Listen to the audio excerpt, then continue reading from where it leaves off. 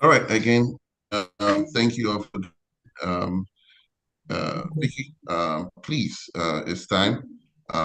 We appreciate your I have to patience. leave We the village. appreciate for sacrificing your weekend, sacrificing Aha. today to talk with us. Um, Well, we have a lot of people also joining. I don't know if you're going to do a PowerPoint presentation. If you're going to do a PowerPoint presentation, I'll give you post so that you can have the power to mute or mute others, and then we would continue. Sure, So, yeah. I've got a PowerPoint, so yeah, if you would make me co-host, that would be fantastic.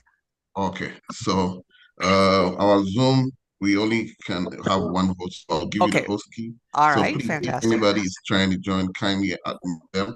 But we will first with the house rules. So with Okay, the house rules, please, um, kindly mute yourself when you get here.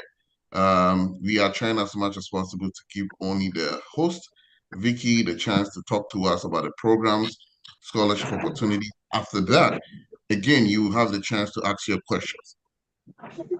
Number two, please, again, you mute yourself. You don't turn on your video unless it's time for us to ask questions. That's when you have the chance to ask questions and also turn on your video. Number two, please make sure that if you've not joined our please, this is the time for you to also join. We also have WhatsApp platforms. We have 5 WhatsApp platforms. The 4 are already full. Um, Jacob will be putting the link there. You can click on it to join. Number three, please, if you have any questions, concerns after the webinar, we will put our number there, our office locations. We have an office in 3 offices, 4 offices in Ghana, 2 in Accra, Kaswa, Medina. We have one in Kumasi, Amekum. We also have an office in Takoradi. And also, we have an office in Zimbabwe. So if you are joining us from Zimbabwe or Dubai, we also have an office in Dubai. We've, we will put all the address in the chat box. We will put the WhatsApp platform is now there. You can click on the link and join. And after that, we can answer your questions. We also post all updates Vicky, in I'm the chat fine. box, such as this I'm webinar. fine. We did a flyer, we posted in the chat box. So thank you all. I'm not going to take much of your time. Vicky, let me give you the host key okay, and we uh, kindly admit others who will be joining. absolutely, Thank absolutely. you and have a nice time with us. Okay, well, let me go ahead and share my screen. Just one second. Are you all able to see that? Yes, it says started screen sharing, so it's still Oh, dark, okay, but it's gonna pop up. it's So all right. It's just taking its time. yeah, Okay, hold on one second. It's going really slowly. That's very strange. yeah, that's very strange. Mostly it just pops up. Hmm.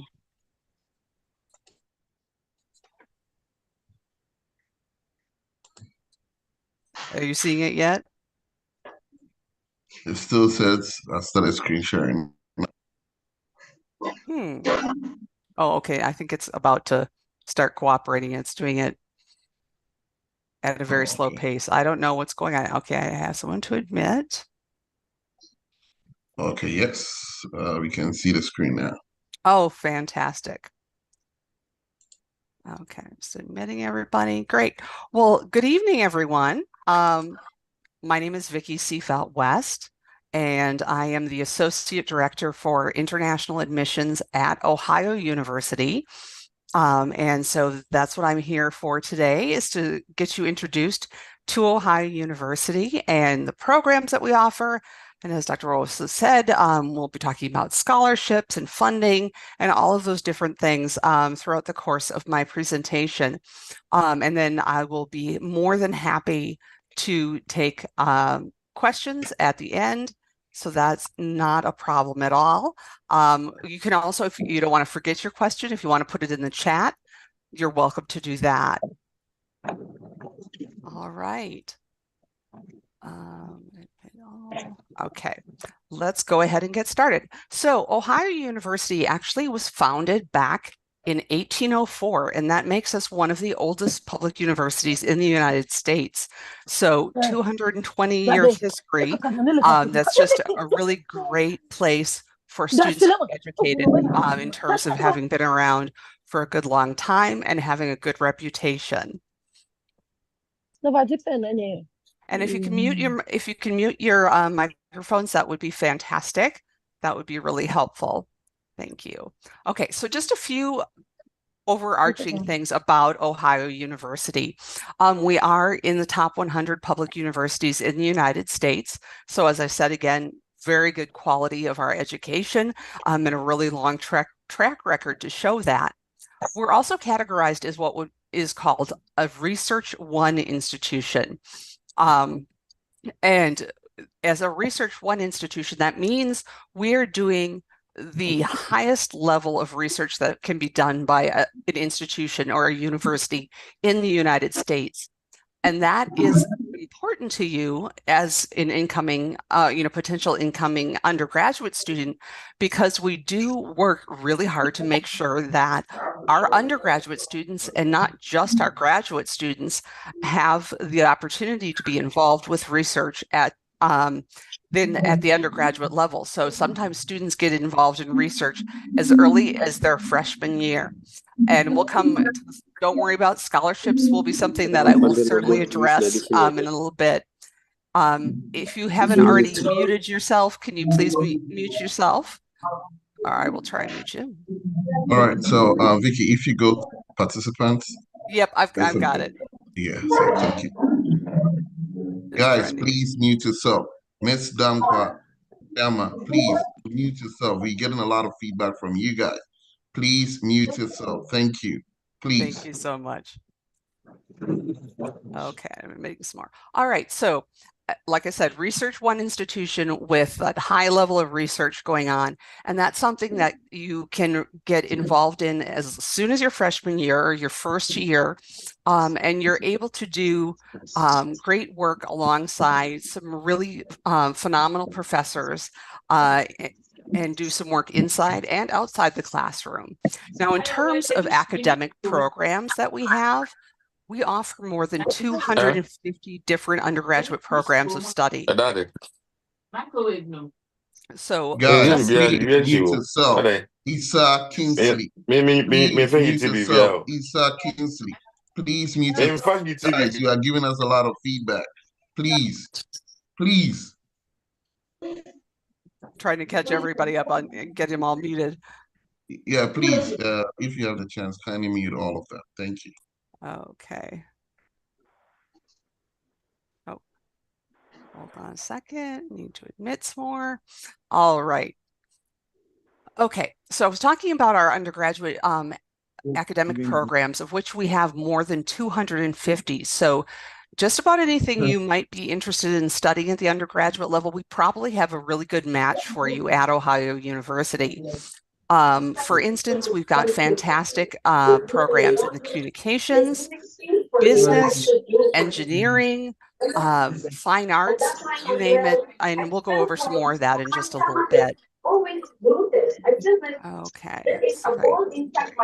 Guys, please, if you just hit mute all, so we're good for the moment. We do have, even though we are a large institution, we do have a small student to faculty ratio. So for every 18 students, there is one faculty member. And for a university, a research university of our size, that's a really impressive kind of a statistic to show, because it allows you to see that you get a lot of personalized attention when you're dealing with the classroom. So that's really fantastic. We also have award-winning career services on campus, and they can help you to get ready for whatever comes after graduation. Our location is fantastic. We're located in what is known as a college town, and I'll talk more about that in a little bit, but a small college town in the Midwestern part of the United States. And as you know, someone has already asked, yes, there are merit-based scholarships that are available for international undergraduate students. So that's just a quick overview of the things that we have to offer. And now we'll look at things in a little bit more in depth from there. Okay, come on. There we go. It's advancing really slowly. I'm sorry about that. So, as you may or may not be aware, the United States has nearly 5,000 institutions of higher learning throughout the university. So, making a choice where to study when you come to the United States can be, you know, pretty daunting in terms of trying to decide where you want to be.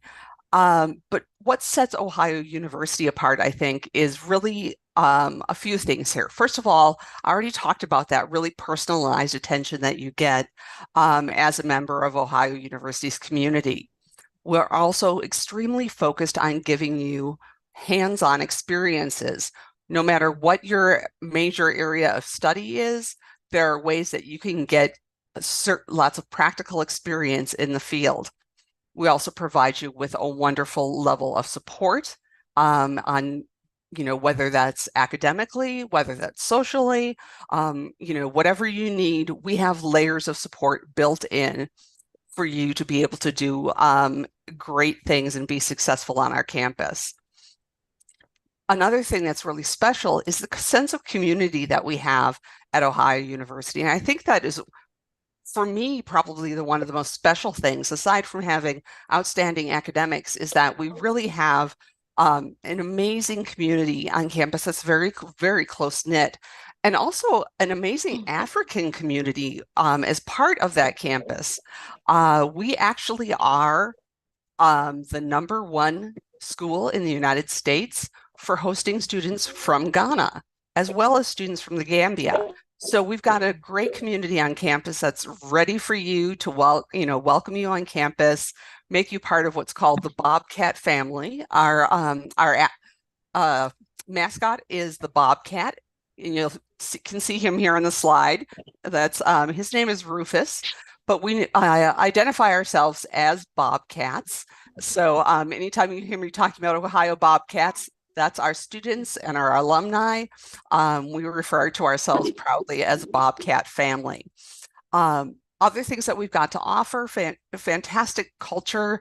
We've got students from over 100 different countries on campus, as well as all 50 US states. So lots and lots going on culturally on campus. And then in terms of the campus itself, it is absolutely beautiful, and the surrounding area is beautiful as well. So, it's kind of an ideal place for you to come and study. You just get great natural beauty surrounding you without a lot of other distractions as well. Okay. I'm sorry, it's taking so long for these to advance. Come on. There we go.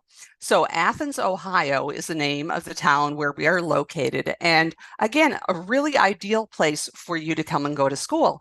And as I mentioned, Athens is a college town. And when I say college town, it means that everything there is really about the university and it's there for the students. In fact, Athens is so much of a college town, it was actually established just to be the home to Ohio University. So really kind of a special story behind it.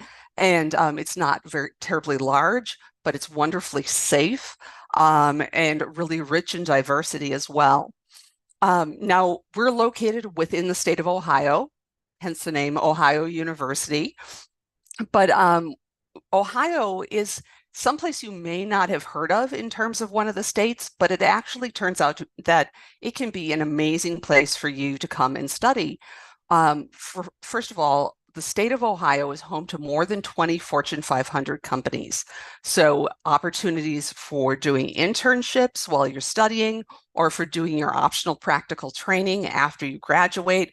There's some great possibilities within the state of Ohio. Not that you have to stay in Ohio, but it does offer that. We also have a great project going on right now with Intel, and this is something that Ohio University is partnering with Intel on. They are building a $20 million semiconductor factory about 2 hours away from our campus. And that is going to be the largest semiconductor manufacturing plant in the world. So, by my estimation, Silicon Valley may start to kind of wane in terms of its, being a powerhouse with semiconductors and technology. And that may be moving over to Ohio. So that may mean some really excellent opportunities for internships and employment as well. We are not far from some of the major metropolitan areas in the state of Columbus. So you can easily get to those if you want to be in a bigger city on the weekend, if you want to just go for a visit. But you're not going to run out of things to do in Athens, even though it is a smaller town. We do experience 4 seasons, and so there is winter in Athens, but it's not horribly cold. And the fact that we do have more students from West Africa than pretty much anybody else in the United States goes to show that it's definitely a manageable type of a winter. But then we have an amazing springtime with, flowering trees everywhere, beautiful cherry blossom trees, all the trees changing colors in the autumn. So it's just a really beautiful environment. As I said, we're known for being not only a college town, oops, now we went too far, a college town, but also the best college town in the state of Ohio. What you might not know about Ohio is that it's home to a wide variety of universities and a number of different college towns that they're located in. But Athens has been voted the #1 college town in the state of Ohio. It's also been voted the #1 small college town in all of the United States. So again, really an ideal environment for you to come and study. There's so much going on, culturally, socially. There's very little separation between the campus and the Athens community. And we tend to use the terms Ohio University and Athens, Ohio almost interchangeably because there is such a great connection between the two. Now, there's all sorts of local organizations you can get involved in the community. We have lots and lots of outdoor activities that you can take part in. Wonderful state parks. There's a national forest. So you can see in some of these pictures here, we've just got amazing natural surroundings. And that deer that you see in the upper left corner, that is on our campus. We actually do have deer on our campus. No wild animals that are, dangerous, but just really beautiful wildlife. So it's quite something. Just yesterday, I was on campus for a program, and I looked out the window and saw a deer run past. So it's really kind of a special environment that way. But one of the things that we concentrate on a lot is not just what happens to you in the classroom, but happens outside the classroom as well. So we're concentrating on giving you a really full academic experience that involves lots of different kind of components. Let's see if it'll switch for me now. Okay, so, and as I mentioned before, those are really personalized experiences for you. So although we have about 20,000 students at the university altogether, you still, as I mentioned, are going to have a very personal relationship with a number of your professors. They will know who you are. You're able to get involved in research with them. In any of those 250 different programs that we offer, there are components of research or creative activity that you can get involved in. We also offer honors programs across the entire curriculum. So if you are a very competitive student and want to take a little bit more challenging approach to your academics, you can do that through honors programs as well. Okay, this is just a listing of the academic colleges where those 250 different academic programs live. So as you can see, we've got everything from the arts and sciences, business, fine arts, education, communication. We also have something called University College because we don't expect that all students will know exactly what they want to study when they come to university. It is very common for American students to come into university as an undecided major. Usually a quarter to a third of our incoming class will enter as undecided, and that is an option for you as well if you're not quite sure what you would like to do. So what our university college is there for is for students who want to start as undecided and then have special support to help figure out what the best major program of study for them is going to be. So we've, even within our college system, there's support built in.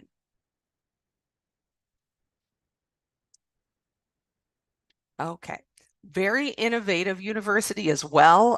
In terms of, I'm already have talked several times about the research that we do, but we have been named among the most innovative schools in the United States. And we've got all of the cutting edge facilities to really make use of all of that. So we have, it's pictured on the bottom here, that's from our grid lab, which has AR and VR and stop motion capture equipment. We have our own particle accelerator on campus. So if you're into physics and want to be smashing atoms and doing experimentation in that realm, we've got that on campus. We've also got one of the premier biotechnology institutes on campus. So these are the kinds of facilities that we offer access to for all of our undergraduate students. So you really have the option to be able to use cutting edge equipment, have individualized support. It's really to give you the best of what we have to offer.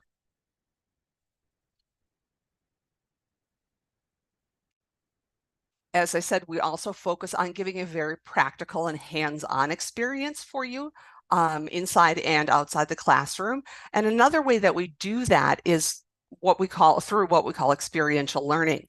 So research would qualify as experiential learning, and it means to learn by doing. Internships are another way to add an experiential learning component. And some of our programs actually require that you do at least one internship in order to graduate. It's part of that graduation requirements because they want you to make sure you have the practical skills that you need once you've graduated and gone off into the business world. Additionally, there are volunteer opportunities. You have opportunities to study in other parts of the United States or in other parts of the world. Even as an international student, you could spend a semester or a summer or a winter break in another country doing a study away program as well. So all of these different things are ways to get practice in the field that you are studying and really put the knowledge to use. And that's going to make it that much more powerful in terms of having an impact on you. It's also going to help you get ready for those jobs after graduation, because those are fantastic ways to learn a lot of the soft skills that employers are looking for. I already talked about the fact that we have students in our Bobcat community from nearly 100 different countries in all 50 United States. So we're really very focused on making sure that you have lots of opportunities to be part and make yourself part of the Bobcat community. We want everyone, no matter who you are, no matter where in the world you're from, no matter how you identify, we want to make sure that you feel like you are at home at Ohio University and that you have a really core group of support there as well. So fantastic support services in those respects as well. And we do have a shared expectation on campus that we respect each other's differences and that we can work through differences through discussion. And so those are things that are very important to us as well. And once you have been identified as a member of the Bobcat family or Bobcat community, you will always be a Bobcat. So when you are an alum or someone who has graduated from Ohio University, we have lots of alumni out there who still consider themselves to be Bobcats, who can support you in getting jobs, who can help you find places to live if you're moving to a new city, all sorts of ways to support you. Okay. Now, one of the things that is a little different about Ohio University from some other universities is that we're a residential campus. So, what you would think of as a really traditional type of U.S. university setting. And that means in your first 2 years as an undergraduate student, you will live on campus in the residence halls. All right. And so we have over 30 residence halls on campus that you can choose from, and a number of different types of rooms that you can, that you can choose as well. But we keep our residence halls intentionally small so that you can get to know the other people in the residence hall very quickly and very easily. It's a great place to make some of the first friends that you might have on campus.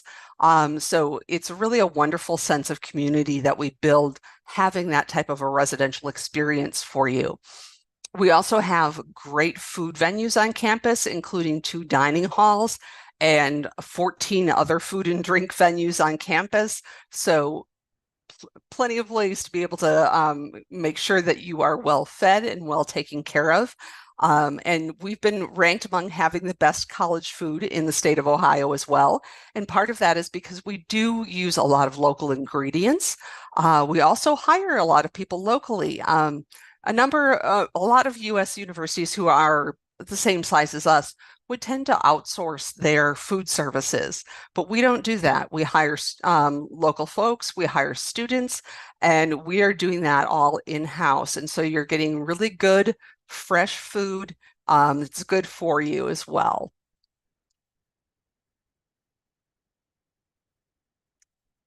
And really, as I've mentioned, there is a place for you in the community, no matter who you are. And we also provide a number of different services and offices on campus to lend an additional layer of support to you. So as an international student, you have our International Students and Scholars Services that is there to help you with anything immigration related. They also provide oversight for our International Student Union and our African Student Union, both of which are extremely active. We have Multicultural Center, Pride Center, Women's Center. These are all different resources available on campus where you might be able to find not only support, but members of a community of like-minded people. So really a lot of different ways that you can feel like you're part of the Bobcat community.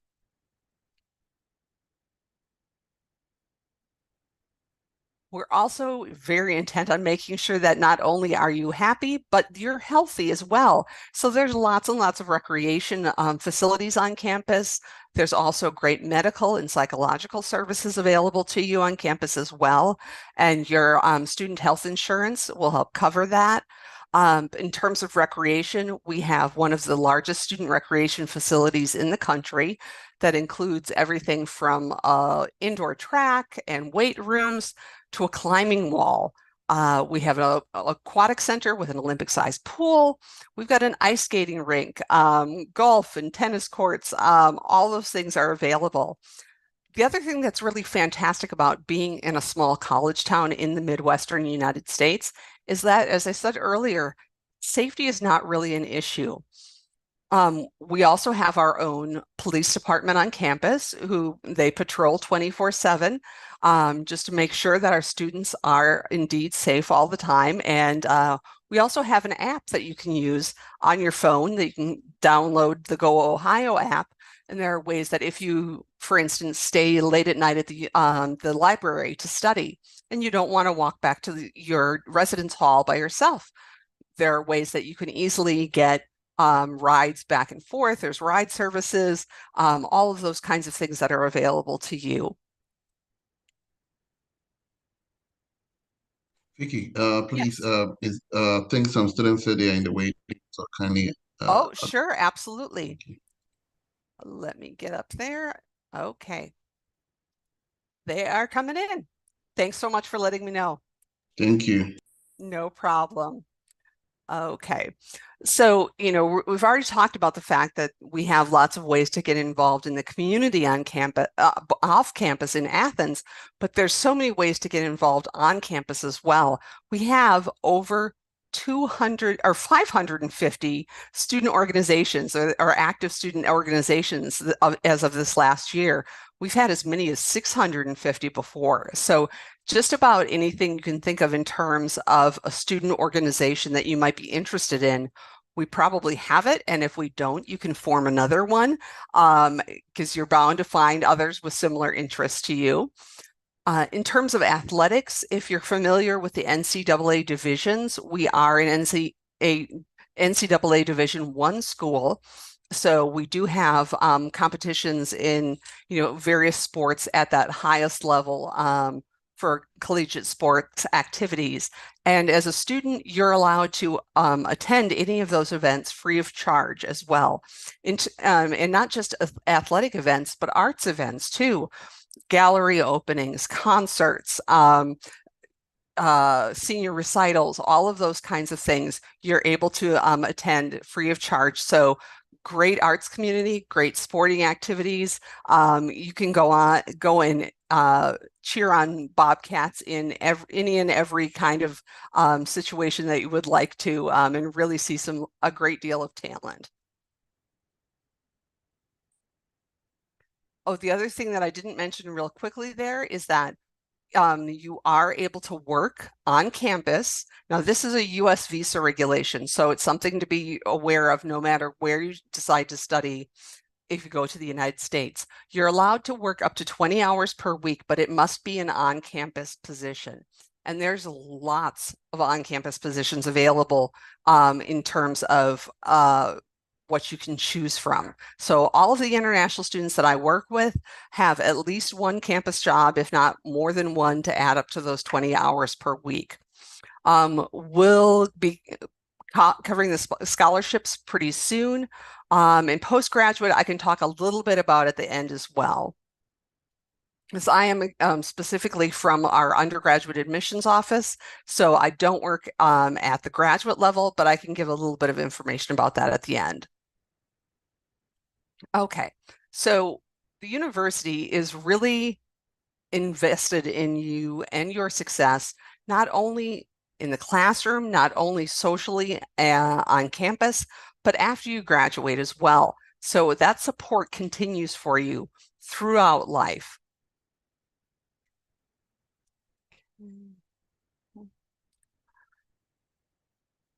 Come on. Sorry, we've got a delay again.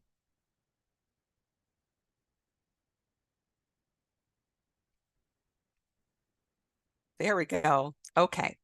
Another way that we really support students, and this is financially, is through what's called the Ohio Guarantee Plus. It started out as the Ohio Guarantee, which is a really comprehensive way to look at our funding structure. And I'll show you the undergraduate figures in just a moment. But what it does is it locks in your tuition and fees for all 4 years of your undergraduate study. So whatever your tuition and fees, your tuition, your living expenses, in terms of your room and your meals, that stays the same all 4 years. So you're not going to have to wonder whether or not tuition's going up next year and you're going to have to find more money to be able to attend. It doesn't work that way. It will stay locked in, so you will know exactly what you'll be paying for all 4 years.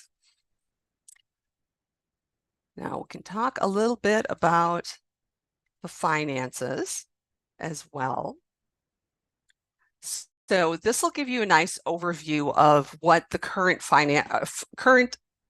estimated cost of attendance is for an international student at Ohio University.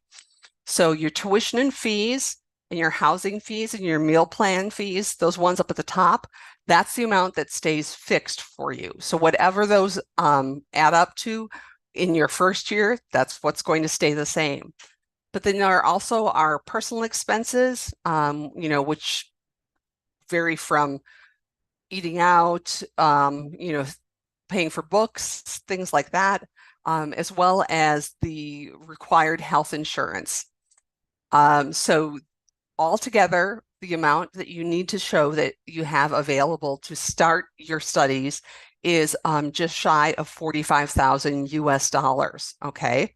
However, there are scholarships available, and we'll talk about those next. Now, I know I've already seen a question about are there fully funded scholarships? At Ohio University, as a state institution, we are not able to offer fully funded scholarships or what you would call a full ride. And that has to do with the kind of institution we are and where the priorities are to students in the state of Ohio. It's never going to change here. Come on now. There we go. So what we do have though is merit-based scholarships that are partial scholarships. And the majority of those scholarships will cover anywhere from about 20 to 40% of your tuition and fees.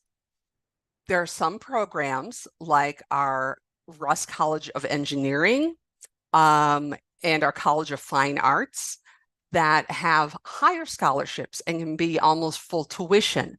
But keep in mind that even if you have a full tuition scholarship, and you have to be a very competitive student to get that full tuition scholarship, there still will be expenses for your personal, your personal expenses and things like that. So it's not going to cover your personal and living expenses. It only goes towards the tuition. So there isn't, as I said, a full ride scholarship that covers absolutely everything. So you do need to be prepared to have a sponsor that can cover some of your some of those personal and living expenses. Oh, and the other thing that's good to know about the scholarships is that we also offer upper class scholarships. So not only do we have scholarships available for you in the first year of when you first are admitted, and those are renewable for all 4 years. You can get additional scholarships after the first year if you've performed very well. And each year after that, you can keep applying for additional scholarship funds. So it allows you the ability to have your tuition go down over the course of your 4 years instead of going up like it would at most institutions. So that's a pretty unique thing. And I always talk about one of my students from India who was uh, just graduated in May. And in her first year, she had about a $10,000 scholarship. But she applied for scholarships every year of her undergraduate study, and by her final year, she was not paying tuition. So, it is possible to do that with the help of upper class scholarships and have that cost go down for you over time.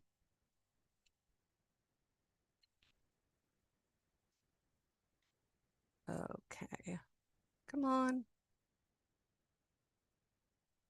All right, and what do you need to do to apply to become an undergraduate student at Ohio University? I'm going to take you through that. So it's a pretty simple process. Um, we are members of what's called the Common Application or the Common App, if you've heard of that, but we also have our own application online as well. In terms of requirements, what we're looking at for our incoming undergraduate students is what would be the equivalent of a B average in the United States, but in Ghana, any of the West African countries, any of the WAAC countries, we will be looking at your WAAC score, and we're looking for at least 6 passes graded C or higher in your college preparatory subjects, preferably B's in math and English as well. So those are the minimum requirements we need to see on the WAAC. We do also need to make sure that when you send in your score report, you also send in your scratch card and PIN number because we need to be able to verify those as well. Okay, now proof of English proficiency, great news for Ghana, Nigeria, some of the other West African countries. We know English is language of instruction, one of the primary languages used in country. So you are exempt from having to show additional proof of English proficiency in those countries, which is really a nice bonus. And as far as SAT and ACTs go, we are test optional. So it's entirely up to you if you want to take one of those standardized tests. If you do and you score well, it can be helpful for boosting up the amount of scholarship that you're eligible for. But if you don't take it, you're still eligible to receive scholarships. You're still eligible for entry into any of our programs. But now I would recommend if you're looking at any of our engineering programs, it can be really helpful for you to take the SAT or ACT in terms of getting better scholarship opportunities. Because as I said, the engineering college has some higher scholarships to get, and you'll have a better chance of reaching those if you are able to take the SAT. But it can only help you. It can't hurt you. It's never going to take down the amount of scholarship that you get. Okay, and that is really kind of the rundown of the undergraduate side of things. Our application for both spring of 2025 and fall of 2025 will open next week on August 1st. So you can start applying right after that. But at this time, we can go ahead and take some questions. Do you want me to give you back the hosting? Sure. Yes. Okay. Let me find you. So, I think I can't even do it. All right, I yep. already did it, so don't Oh, worry. fantastic. All right, guys. Thank you all for joining once again. We do already have some questions coming in. The first question is, can I double stack the scholarships? I think you Absolutely. mentioned it a Okay. little. So when we're talking about the undergraduate scholarships, absolutely, those are stackable. So there were some that were listed as excellence awards. You can get those alongside some from the College of Engineering, assuming that you're going to be studying engineering or fine arts. And when you get additional scholarships as upper class scholarships, those continue to stack on top. So it's like the student that I talked about from India. She ended up not paying tuition in her last year because she was able to keep stacking those scholarships. Fantastic, fantastic. Um, Guys, please, if it's now time, you can raise your hand.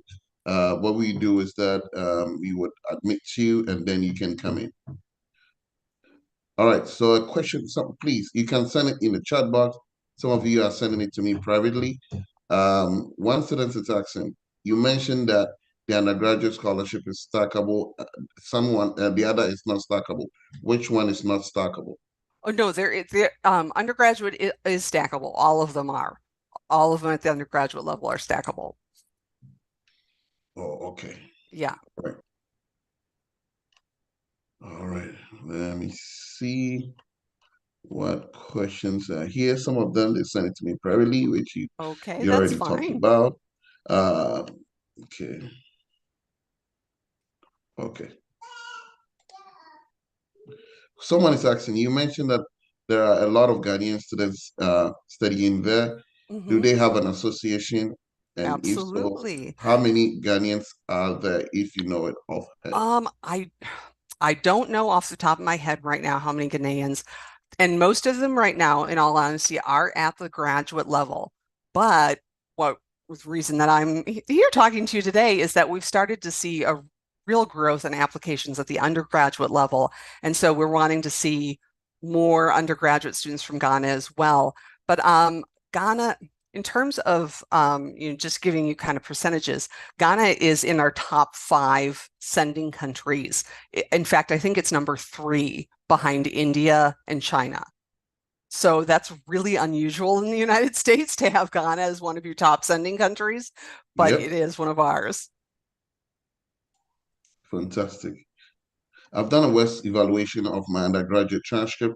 Can I submit that for my application? Okay, if you're coming in, that's a really good question. If you're coming in as a first year student, there is no need to do an outside evaluation like a WES evaluation. We generally do that in-house. If you already have done it and want to send it in, that's absolutely fine. If you are a transfer student, and I've been getting quite a few transfer applications from Ghana. So if you've started your university coursework in Ghana, or if you've done a higher national diploma and want to transfer to finish a bachelor's degree, in those cases, then we do need an outside transcript evaluation done by a NACES member like Wes. So for transfer students, we do require them, but for first-year students, we do not. Okay, that's good because someone else asked the same question. I Okay. already have a higher national diploma, and I wanted to know that what kind of scholarships could I apply for? Are they kind of separate from fresh undergraduate applicants? Okay, that's a really good question. Now, unfortunately, one of the drawbacks of working or coming in as an transfer student is the scholarship opportunities are not as high. And you are expected to have a very high GPA from your previous university coursework. So if you're coming in the fall semester, and that's true of all scholarships, that you need to be starting in the fall semester. If you start in the spring semester, the scholarships are not available. So you want to be starting in the fall semester to access the scholarships. So when the term starts in August. But you can have, I just lost my train of thought. Oh, goodness. So, oh, But let me yeah. ask you this question Yeah. whilst you're talking about that. Hmm. Most of the HNDs, they ask me this question a lot. And Yes. this is not something the student has sent to me. This is a question that I personally get. I already have a higher national diploma with a GPA of, let's say, 3.5, Hmm. 3.0. How many years would it take me to graduate from this program? That How is many a really, credits yeah, will be that's a really good transferred? question. So usually when the applications, I mean, when the transcripts come back from being evaluated, usually a higher national diploma will be seen as equivalent to a final year of secondary school and 2 years of post-secondary studies. So the equivalent of what we would call an associate's degree in the United States. Now, we can't guarantee that it's going to take exactly 2 more years to complete that degree because a lot of it will depend on what you were studying before. Are you continuing in the same subject area? And so, because each one of the programs has their own specific requirements. So, if you had a higher national diploma in business, but you decided you wanted to study computer science, you're going to have a lot more requirements that you still need to meet. So, as a transfer student, it should not take as long for you to meet all of your requirements. But again, if you're switching subjects, it's not going to be exactly 2 years to get it done. Thank you. Thank you. Hmm. All right, Eric, you raise your hand. Please go ahead and ask your question.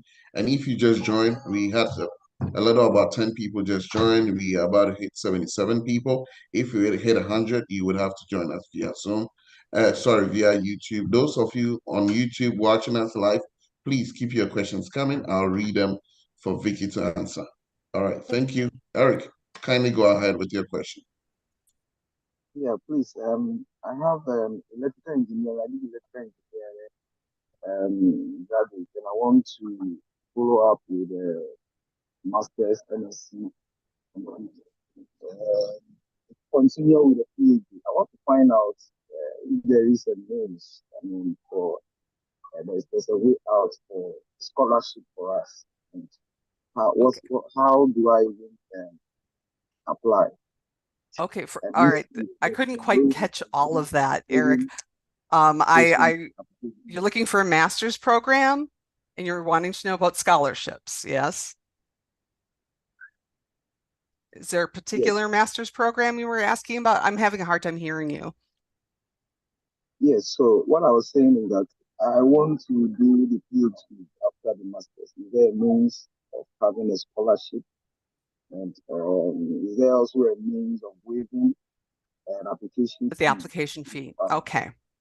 yes. As I mentioned, I work strictly with the Undergraduate Office of Admissions. So I am going to direct you to our graduate programs, but I can answer some of the questions as well. But let me go ahead and put the email address in the chat so that you can follow up. Now, it depends on the answer to both of those questions is it depends on the program that you're interested in studying.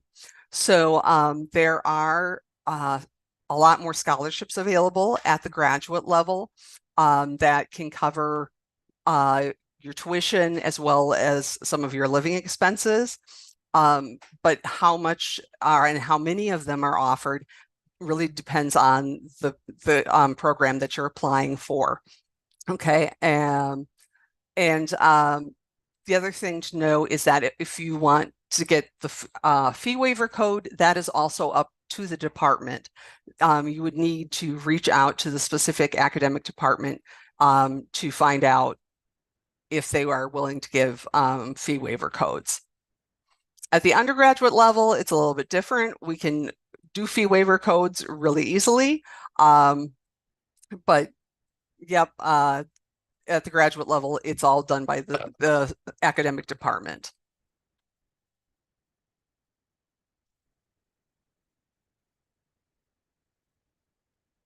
Okay. Did that answer your question, Eric?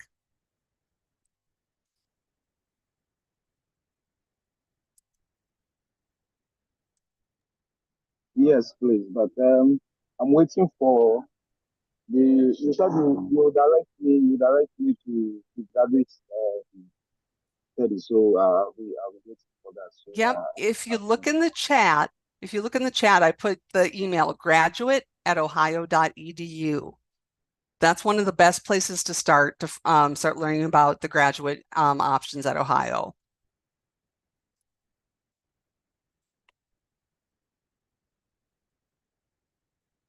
Okay. Matthew, do you have a question? Yes, good evening. Can you hear me, please? Pardon? Can you hear me? Yes, I can hear you just fine. Okay, yeah.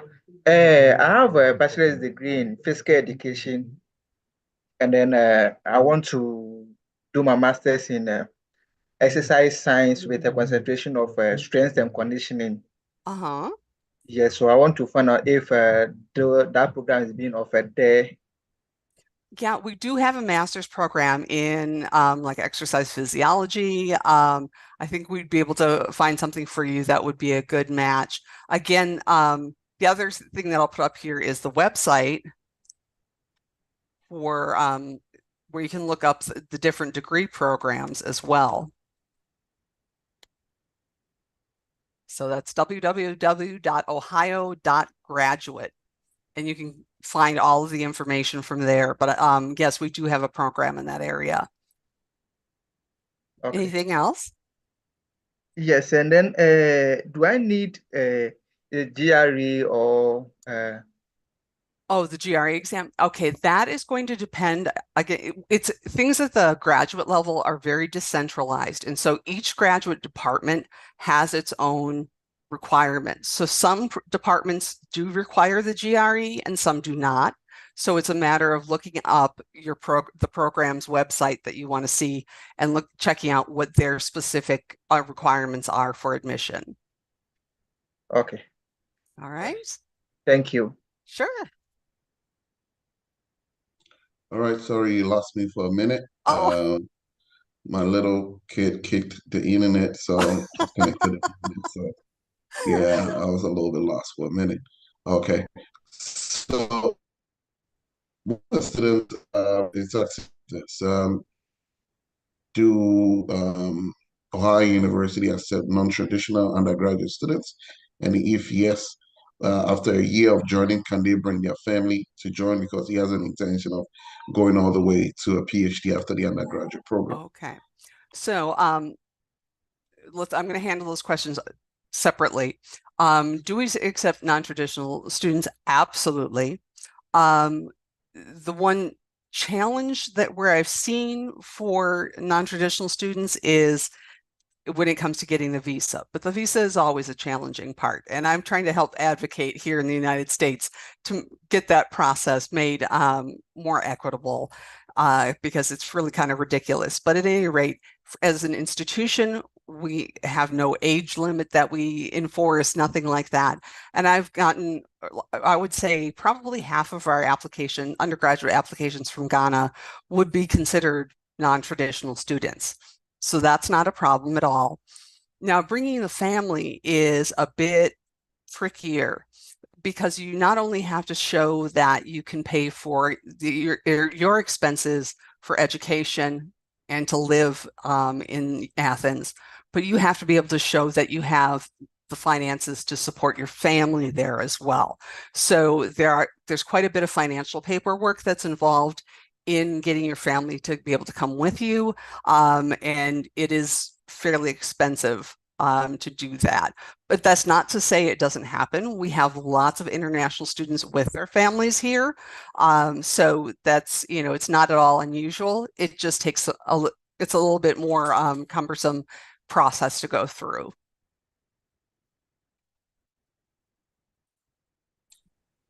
So a student is asking, she already has a 2-year nursing associate degree from Ghana, Okay. and also wanted to study in the US. She wanted to know that she needs to take the NCLEX exam before joining the program, or she can join directly. She can join the program directly. The NCLEX is something that is taken, well, because she would do, if she's wanting to do the regular Bachelor's of Science in Nursing, the NCLEX is going to come in a later part of the, after she has completed her degree. Okay. All right, guys, please, if you've not been called to ask a question, please try as much as possible to mute yourself. Please try as much as possible to mute yourself. And also, Ghana, Isaac, Ajinatete, please go ahead with your question. If you've not already asked whilst I was off. Isaac, Tete, please ask your question. And again, we currently about to hit 81. So please, if you get kicked out of the Zoom room, we can still take your question from the Hello. from Please, can you? I'll put it up here on my other computer. So any questions that is coming from there, I'll be more than glad to answer them for you. Thank you. Isaac, go ahead. Right. My name is Isaac Ajinatete from Ghana. Currently a level 10 electrical engineering student. And then I wish to pursue the software engineering in masters. And I want to ask if how is it do they offer software engineering and like get scholarship? Sure. We've got electrical engineering and computer engineering at the graduate level, as well as computer science at the graduate level. So that would be a possibility for you to do. Now, the thing that because I'm not working with the graduate level programs, is I don't know exactly what the scholarships amounts are. It used to be that engineering and computer science reserved most of their scholarship money for PhD students. So the master's students didn't usually get a scholarship for the master's program, but then they were fully funded for the PhD. But that, again, you'll want to check out the website and see what their scholarship opportunities are. Okay, thank you. Mm-hmm. All right, I have a question. I'll read this question and then Sure. Joseph Asani can ask this question. I wonder why there are many Ghanaian students at Ohio University. Do you have a special preference for Ghanaians? If yes, why? Okay, that's a really good question and totally legitimate question. Our ties with West Africa go back quite a ways. We do have a Center for International Studies on campus, and one of the programs is an African Studies program. We used to be a national resource center for Africa in terms of the research that we did on campus. So we have a lot of specialists in the African subcontinent who are there in faculty and things like that. And so there were connections that started to be built up between the folks in our African Studies program and then students in the places that they were doing their research. And so we've become quite a known name in Ghana. And now that, we've got a really great alumni base there as well. And as a matter of fact, I was just in Ghana 2 weeks ago, or 3 weeks ago, and we got to meet with our alumni who are so enthusiastic about their experiences at Ohio University that they have continued to help recruit more and more Ghanaian students. So it's a word of mouth that has continued to propagate, and so we've, continued to maintain that student population from Ghana. Yeah, I also know several Ghanaians who have had the opportunity to study at Ohio University, and they shared their experiences with me. I think when we met, I told you in Kigali, Rwanda. Yes. Also, the commute from Columbus, Cincinnati, it's not really far, and there are several Ghanaians in these communities Yeah, in those that communities, exactly. Cincinnati, Columbus, and Cleveland. That Hmm.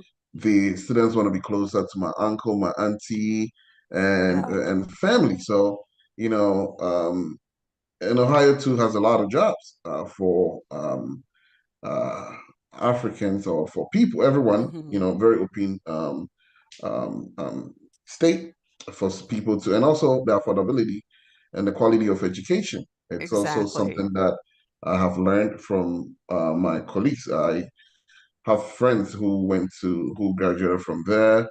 I remember I went to this wedding, my friend's wedding, and the bridesmaid was actually currently schooling in Ohio Oh, University. So um, I've had several experiences with the Ohio University.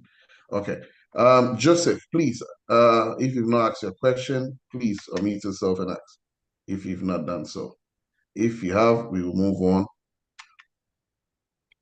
Hello. hi, Yeah, hello. Joseph. Please, can you hear me? Yes. Yeah, my name is Joseph, as you already said, from Ghana. I intend to pursue further education in economics. That's a master's degree in economics, specializing in environmental economics. So Okay. I wanted to inquire if you have such a program offered at University of Ohio, and also to find out if the scholarship would be awarded automatically when granted admission, or you have to apply for it separately when you are granted admission. Okay. I'll take the second question first. So in terms of applying for scholarships at the undergraduate level as well as at the graduate level, um, there's not a separate application process for the scholarship awarding. It is automatic consideration if you are admitted. Okay. Oh, So that makes life a okay, little bit easier for everybody. Okay. And okay. remind me your first question again. My train of thought keeps getting derailed. Um, Economics. I Oh, wanted to yes. pursue economics, Hmm. specializing in environmental economics. Right. Right. So, um, the two economics programs that we have at the graduate level are a master's of financial economics, or we have a master of a general master of economics. Um, I Okay, don't know that either of those really focuses totally on environmental econ. But I think you could probably do something in collaboration with one of the research centers we have on campus. Our Voinovich Center is always looking into issues of sustainability. They have lots of research opportunities available for graduate students. So you could do your degree program in economics and be able to do some research with the Voinovich Center and come up with a really strong program. okay, okay. Thank you very much. You're welcome. All right. What do you make of your 56% acceptance rate? Is this figure reliable? It's a good question because I'm not sure where that came from. That seems a little bit low for us, in all honesty. I don't know if that's a graduate acceptance rate or an undergraduate acceptance rate because it for undergraduate, it certainly doesn't sound correct. Um, we are a selective institution, but not a highly selective institution. So, if we're talking about just postgraduate, I would say that might be about right. But if we're talking about overall, that seems low. Okay. Someone sent me this privately.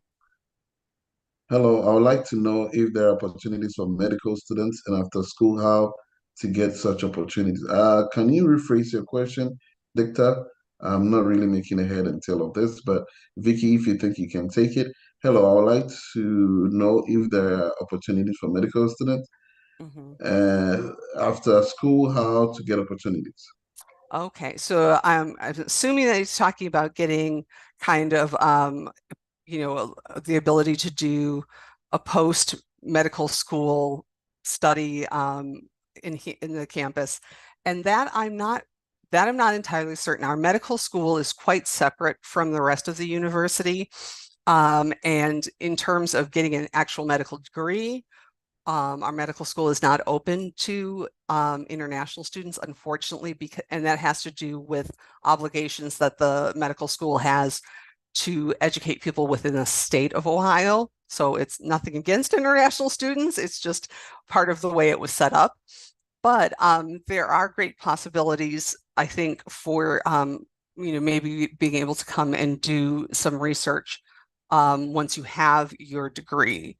But I would need to go and try and I would have to try and find a good contact for you for that.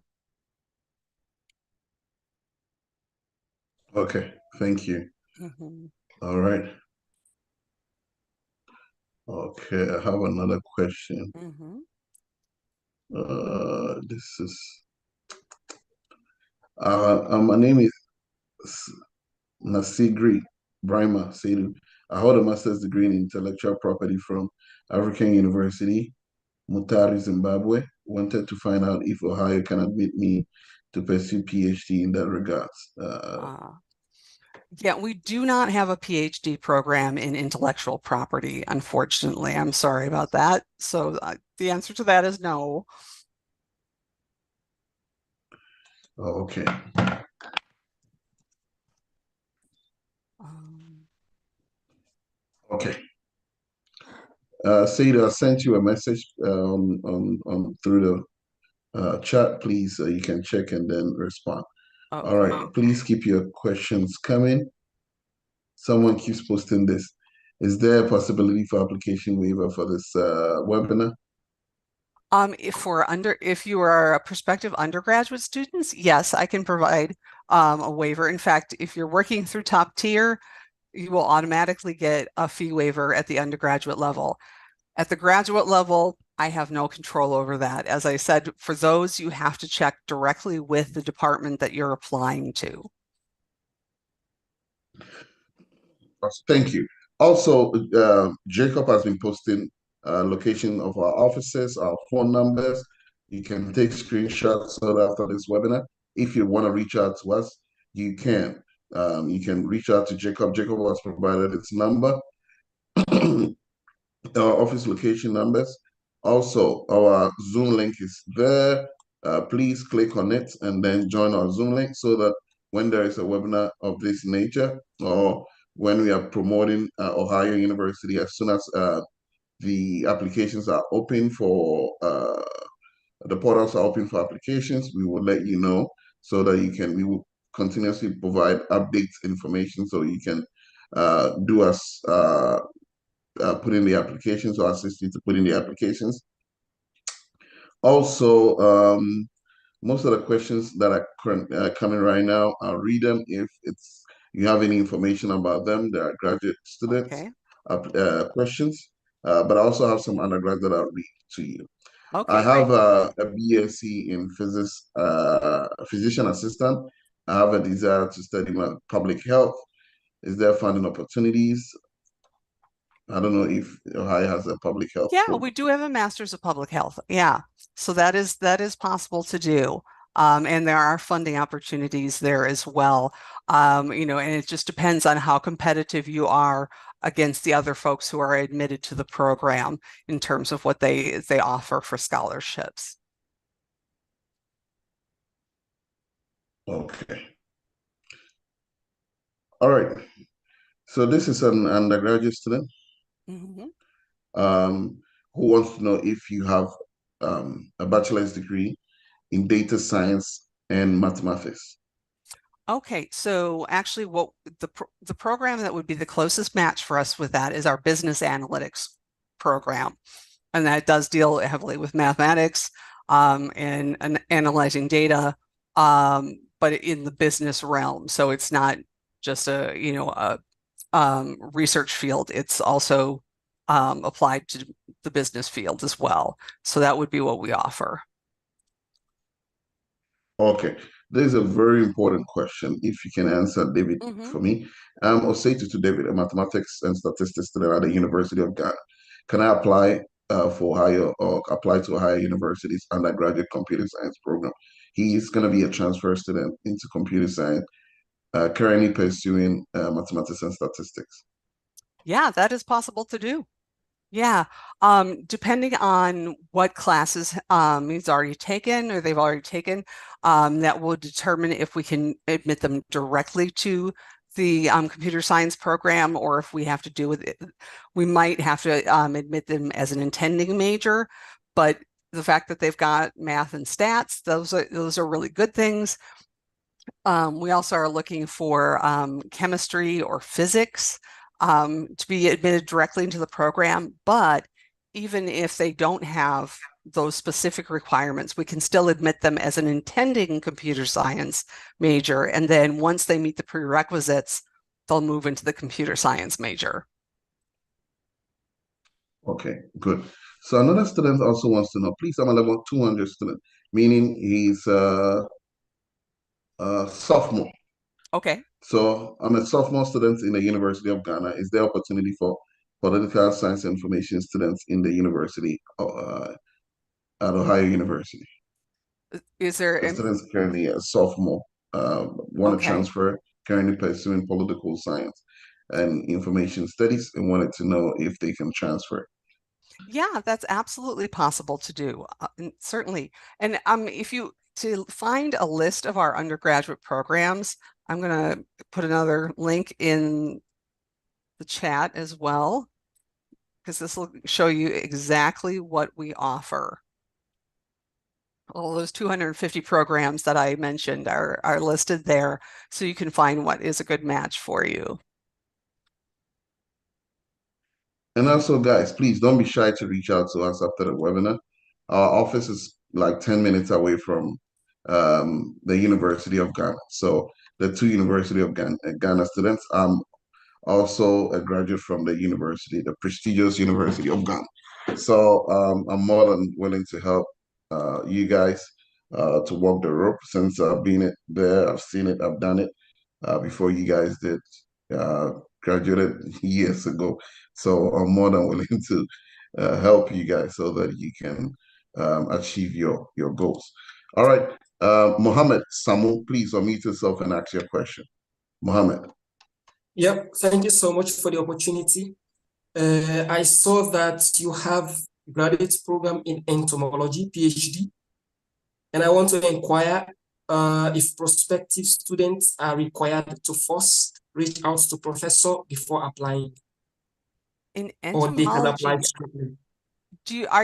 are you looking at the Ohio University website or the Ohio State University website? I think it's the Ohio University website. Is it okay? All right, then entomology did not used to be one of the programs that was in the graduate one. That must be a newer one that we've added. So excuse my ignorance on that.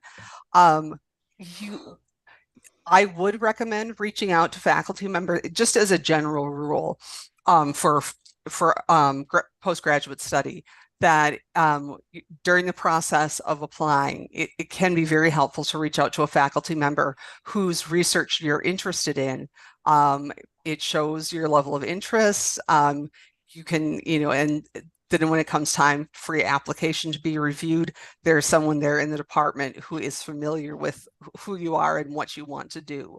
So I think that's a very good idea. Is it a must in an instance, maybe you tried contacting, you did not get anyone? It is not a requirement by any stretch of the imagination. And some faculty members are right on top of, as soon as they get an email from a prospective student, they will get that answered right away.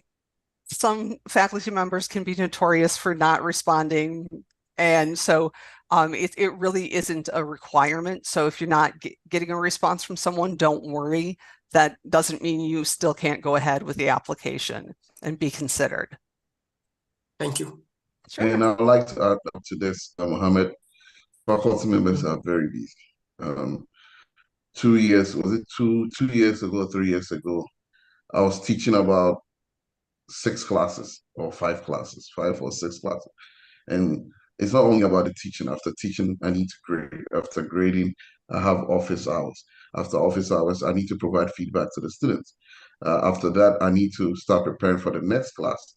I'll have to read before coming to class because I don't want to be embarrassed by a student. Number two, the student might know even more than you do as a faculty member. And this is not a lie. The student might have read, done research and all that. So I need to prepare. I learned this from my grandpaps. He would learn every night when he was teaching at NYU. He would learn before coming to class. Even when he was at Brooklyn College, he was doing the same. So the faculty member is one reading the same chapter he has given to the students to read before coming to class, before he comes. So he knows what he's about to talk about. Two, the faculty member has maybe teaching 3 classes plus research. So yes, some of them might be notorious for not responding to emails. So don't get heartbroken. Right. You can reach out to other faculty members. But for me, my advice to students is this: always copy the administrative assistant of the department. They are the gatekeepers. They That's will prompt the exactly faculty right. member that if you've not responded to this faculty member, do so. I've had an opportunity where someone reached out to me, hey, Owusu, this student said this. Can you please reach out to this student and answer their question? And I think that is something that I'll highly advise to everyone here, especially those who are looking at PhD program. Please Yeah. copy the administrative assistant on it so that they can prompt you. As I said, the person reached out to me, Dr. Wusu, please, can you respond to this student's inquiry or this student's email? So please, it can be even homework Thank you that so much. the dean wants you to reach out to the student, okay? Thank you so much. This is really helpful. Where are you from? Originally, I'm from Sierra Leone, but I'm now studying in Europe. I just want to go to US for my PhD. Okay, where are you studying? If you don't mind me asking. Yeah, I studied at Valencia Polytechnic University 1 year, and I studied in University of Padua. I'm doing my defense by next September. Okay. I'm not writing my So thesis. reach out to Jacob to get my number and I'll see how best I can be of help. Okay. This is a pleasure. Is Jacob in this group now? Yeah, he's in the group. He's been posting all the announcement from top tier. So his number is there. You see Jacob, screenshot it, and after the webinar, you can reach out to him. Okay. Thank you so much. I really appreciate this opportunity. No problem, Mohammed. That's Matthew. great pointers, Owusu. Thank you. No problem. Matthew, please go ahead with your question. Yes, I want to find out, is there a scholarship opportunities for athletes? Also, I have athletes I'm training here in Ghana here, and then I would like them to further their education in the States, specifically Ohio University. Okay, but one you're of them looking, want to, yeah. Okay, one of them want to do mechanical engineering. He is a basketball player, and then the other one is an athlete. She's a female, and then she wants to do biology. Okay. All right, and these are prospective undergraduate students that are, or are they prospective graduates? They're undergraduates? No, undergraduate, yes. Okay, so one of the things that would be best to do is for me to get them in touch with our athletics department, so they could get the right contact information for the coaches of the teams that they're interested in. Do you know what sports they play? Yes, one of them is an athlete, a short distance runner, 200, 200 meters, and then the other one is a basketball player. Yeah, you said basketball. Okay. So basketball and then track and field. Okay. All right. Yeah. So, I mean, the best thing to do, and Dr. Owusu can help get this facilitated as well, is that we can get them in touch with the person who is in charge of NCAA compliance in our athletic department. He is kind of my go-to contact for anything with athletics and can help direct the students to whom they need to talk to in the coaching staff. But there are Yes, scholarships available for, go ahead, students do sorry. need to be very, very competitive in the sport in order to be considered for an NCAA Division I school. NCAA Division I. Okay. And Matthew, I sent you a message by sending you my number. Please reach out to me. It's something that top tier we do. Currently, we have students um, at one university in Texas, a university in California. We have a student in New Jersey and another student in Utah who are all doing sports. Right. So as Vicky said, there are a couple of things that we need to do before we get to Vicky. If you don't have those information, the coaches will not even look at you. Right. So please reach out to me and let's have a meeting about all these students. And I would like to know their times and get some information from you before I can forward them to Vicky. All right, Matthew. Yes. All right. All right. Have you seen my number? No, please. Yet I to see sent them in the chat box. So please check it. Okay. Have you check found it out. Okay. If not, please reach out to Jacob and any of our numbers, and then they will connect you to me. Okay. All right. All right. Thank you. Thank you. Any other questions? Any concerns? Any other questions? Please, you can also click on all right, I'll also send my email. I've seen people reach out to me with my email. I'll send my email right away. So, Vicky, another question that I have here is the cost of living, especially housing. Most parents ask me, how much are we going to pay for? Are the students required to stay on campus their first semester? Number one. Okay. And then transfer students, is it compulsory for them to live on campus? Okay. Our housing requirement at Ohio University, because we are a residential campus, is actually the first 2 years of undergraduate study. Now, if you're coming in as a transfer student and you've already done 2 full years of undergraduate study, you're exempt from having to live on campus. But if maybe you've only done 1 previous year of university study, you would still have 1 more year that you would need to live on campus. So it needs to total 2 years. Thank you very much. Any other question? Any concerns? Any questions? Any concerns? Please, if you have not joined our WhatsApp platform, that is the best place to reach me because I consistently post in the chat box. So if not, please join our WhatsApp platform so that you can reach out to me. Just click on it. Okay, Richard, please unmute yourself and ask your question. Richard, success. Please unmute yourself and ask your question. Guys, we have 10 minutes to go. 10 minutes to go. If possible, we can make it 5 because it's Sunday. We don't want to take Vicky's Sunday from her and her family. Richard, please go ahead. All right. Thank you very much. So I want to ask if there is a postgraduate educational course that focus on climate change and environmental sustainability at the University of Ohio. Yeah. Are you looking for master's level or PhD? Yes, I'm talking about master's level. Yes, we do offer that. Okay, can you kindly state maybe a course that focus on that particular area for me, like course? Oh. And also, Isaac, I believe when you go online, you can click on the academics and then graduate programs. All programs are also there. We are in a webinar. We will try our best to answer all the questions. But if you want a full-fledged information, I'll highly encourage you. You can reach out to us, and then we will see how we can connect you. But Vicky will also go ahead and answer your questions. Sorry. Yeah. So with that one, I was going to say I don't have a whole lot that I can add to that. But certainly, if you know you want to reach out after the webinar, and I can help you find the resources and where you need to connect.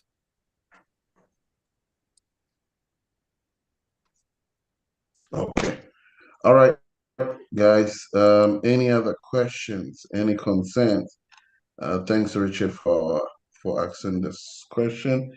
Um, as I mentioned, please click on the link so you can join. And those of you who have asked you to join, Matthew, please click on the link so you can talk to me right after this meeting. And also, please, I would like to do this exercise whilst we wait for the questions to come in. Please, can you type in the country where you are joining us from or your country of nationality, so we will know how many people are joining us from different countries. As Vicky said, there are students from over 100 countries currently studying at Ohio University, meaning that it's pretty diverse, extremely diverse. So in the chat box, please put your country of origin. All right. I think the other thing that I also wanted you to touch basis, we already talked about the sports scholarship. Is there any other students? I've had students who are maybe interested in dance, music. They can sing, they can play any musical instrument. There are any other scholarship opportunities for not only sports, but any other skill that they can perform. Thank you. If they are planning to major in something that is in the field of arts, performing arts or visual arts, and have talents in that area, part of the application process for our College of Fine Arts includes either a portfolio for the visual arts or an audition for the performing arts. And based on those things, there may be additional scholarship funding available. They're College of Fine Arts talent scholarships. Okay. Okay. Good. Good. Good. Thank you. Yeah. So thank you all for some of you have really posted your country of nationality, Zimbabwe, I see Sierra Leone, a lot of Ghanaians. That's good. All right, Wendy, Lodina. All right, thank you all. Ghana, Ghana, Ghana. All right. I was going to say, So any, go ahead. I was gonna say, please keep your questions coming. We are here ready to answer them because currently we have 2 more minutes to go. Okay. Hello, can I ask a question? Yeah, Wisdom. Yeah, I wrote your name down. Sorry. Go ahead. Okay. Okay. So I've had experience of pitching research supervisors for the PhD level, and it's very hard to get them to respond to your research proposal to even look at it and consider you for an option or for a slot. So I want to find out from Ohio University, how long does it take the supervisors to respond? Do they respond at all? Well, it's been very difficult. I'll try every means It's really hard to give possible any to reach them to get it's hard to give any sort of a timeline because it's really depends on the individual professor. And like Owosu had said before, it's really helpful if you copy the department administrator on it, because then you've got someone else who can follow up with that professor if the professor doesn't get in touch with you right away. I think that's the best way to handle it, because they're really it's impossible to say what the average amount of time is because it's different for every professor. All right. Okay. I'm okay. I hope you have programs or fellowship programs for a PhD in accounting and then finance. Our finance and accounting programs only go up to the master's level, not the PhD level. I'm sorry. Okay. All right. Okay. Yeah, that'll be all. Okay. Yeah.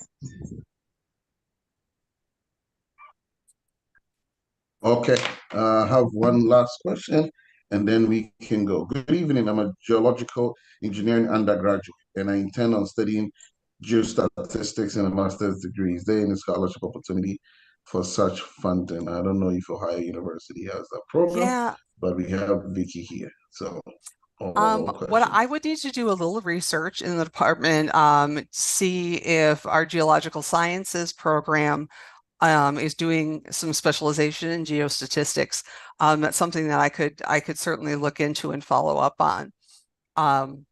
And yeah, there would be funding that would go with that, assuming that we are doing research in that area.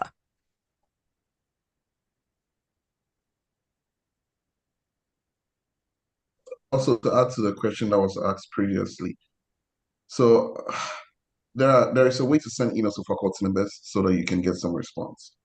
It's not just about sending an email and just going straight. Do you have funding? No. Right.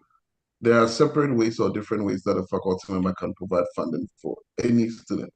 So let me go ahead and explain a little bit, and we are going to teach a class on this.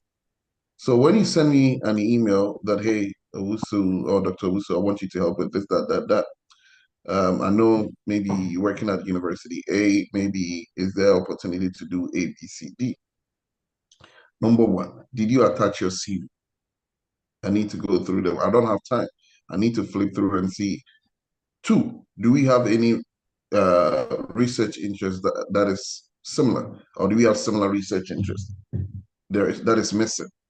Three, did you add your transcript, your bachelor's, your master's degree transcript? Or if the university accepts a student to go directly into a PhD program with a bachelor's degree, did you add it to it? Can I go through and see if you have a strong, let's say I'm looking at students with strong statistics background, do you meet that requirement? That is also missing. Four, did a student just jump in to look for funding, or is the student looking directly into maybe pursuing conducting research? And as such, we have a similar research interest. Is the student really strong in terms of the transcript? Is the student really strong in terms of the courses that the student needs to get before they can get into program A, B, or C? If all these boxes are not checked, and even is the email very detailed? Did you send a long email that a faculty member doesn't have the time to go through all that? So the students, I normally read through those emails before you send them out. So, just these little tips here and there. Please, faculty members are busy. They don't have time to sit down and be reading all these things. And also, very importantly, personally, instead of requesting for funding, the best thing is to ask, please, is there an opportunity to talk to you via Zoom at your earliest convenient time? Those are the time that you can also get to share your research interests, what do you want to do, your future goals, so that the faculty member will know how they can work with their students. Thank you. Awesome advice. Okay. All right. Vicky, please, can you give us your closing remarks or your closing Sure. advice for every student that is here, undergrads, graduate students? And then after that, we'll have an announcement for you, how you can reach us and how we can help you to achieve your academic goals. Thank you, Sure. Vicky. We appreciate you Yeah. so much. Yeah, well, thank you so much for everyone who's turned up this evening. I really appreciate it. I don't mind spending part of my Sunday with you. It's been a joy. And I do want to let you know that one of my biggest hints for everybody when it comes to applications, start early, especially at the graduate level. I mean, you have to wait until the application opens, and for us that's usually in August. But as soon as that application opens, start working on it and get your application complete as soon as possible. If you wait until April of 2025 and expect to come as a PhD student in August of 2025, your chances are pretty slim. Get those applications moving as quickly as you can, so that they can be complete and you can be considered fully for the programs that you want. So that's my advice for the day. And I hope to get to maybe meet some of you, because I am planning to be back in Ghana in September. And so I haven't talked to you about this yet, Dr. Owusu, but hopefully we can get together and perhaps do something at the offices in Ghana. Are you going to be there for the Education USA I am not for event? the Education USA. I'm coming with a different with a tour company, but then I'm coming to spend some extra time on my own as well. So time to meet up with you and any of our other partners. Okay. All right. Wisdom, I'm not Mr. I'm Doctor. Thank you. Also, just so you know, we'd be more than willing to host you, Vicky. There are so many things we can do. So what I will do is that we will reach out to you on Monday to get the dates that you are coming, and then what Great. we're gonna do is that we would start planning. And then start talking to some very good high schools to see how you can bring you into the picture and how we can go about it. Wonderful. Thank you, Dr. Owosu. And thank you all again. Okay, thank you very much. So, all right, quick announcement from our offices. So, Zimbabwe, it's Erica here. Erica or Julius. Um, we will put Erica's number in the chat box. So our clients who join this webinar or who want to go to Ohio University from Zimbabwe, two of our colleagues from Ghana are currently currently stationed in Zimbabwe. They are going to be there for 4 weeks. Also, if you have any questions, you can reach out to them. And then if there is anything we can help you out with that, you can do so. Secondly, someone is sharing their screen. Please load in your whiteboard. Please. Also, finally, we have an office in Dubai. It's Victor here. Victor, so that you can give us the location. Victor or what's the name? Bella. Any member from our Zimbabwe office.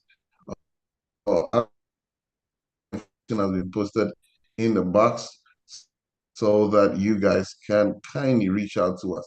We truly appreciate you, and we hope that everything that you came here to learn, you got as much information as possible. Have a beautiful